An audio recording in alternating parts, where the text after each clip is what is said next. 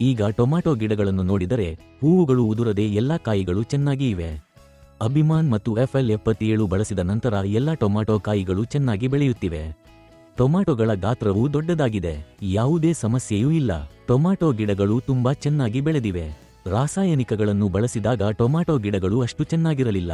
ಆದರೆ APKS organics ರಸಗೊಬ್ಬರವನ್ನು ಬಳಸಿದ ನಂತರ ಟೊಮ್ಯಾಟೊಗಳ ಬೆಳವಣಿಗೆ ತುಂಬಾ ಉತ್ತಮವಾಗಿದೆ.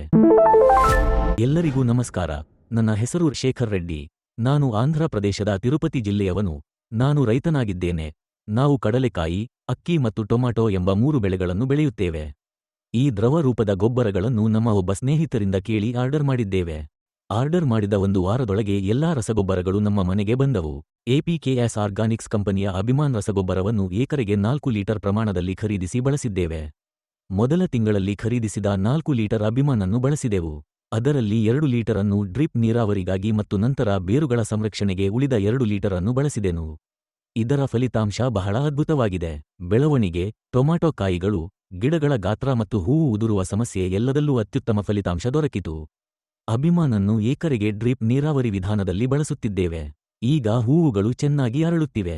ಟೊಮ್ಯಾಟೊ ಗಿಡಗಳು ತುಂಬಾ ಉತ್ತಮವಾಗಿವೆ. ಇದು FL77. ಇದನ್ನು ಸಿಂಪಡಣೆ ವಿಧಾನದಲ್ಲಿ ಬಳಸುತ್ತೇವೆ. ಟೊಮ್ಯಾಟೊ ಗಿಡಗಳಿಗೆ ಅಭಿಮಾನ್ ಬಳಸಿದ ನಂತರ ಫಲಿತಾಂಶ ತುಂಬಾ ಉತ್ತಮವಾಗಿದೆ. ಮೊದಲು ಹೂವುಗಳು ಮತ್ತು ಕಾಯಿಗಳು ಉದುರುತ್ತಿದ್ದವು.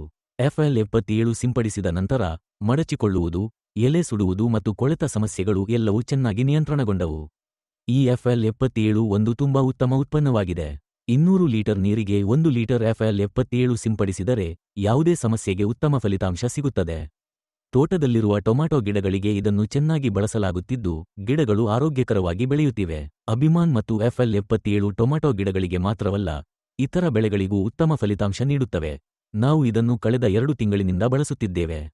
ಟೊಮ್ಯಾಟೊ ಗಿಡಗಳು ಚೆನ್ನಾಗಿ ಬೆಳೆದಿವೆ. ರಾಸಾಯನಿಕಗಳನ್ನು ಬಳಸಿದಾಗ ಇಷ್ಟು ಉತ್ಪಾದನೆ ಸಿಗಲಿಲ್ಲ.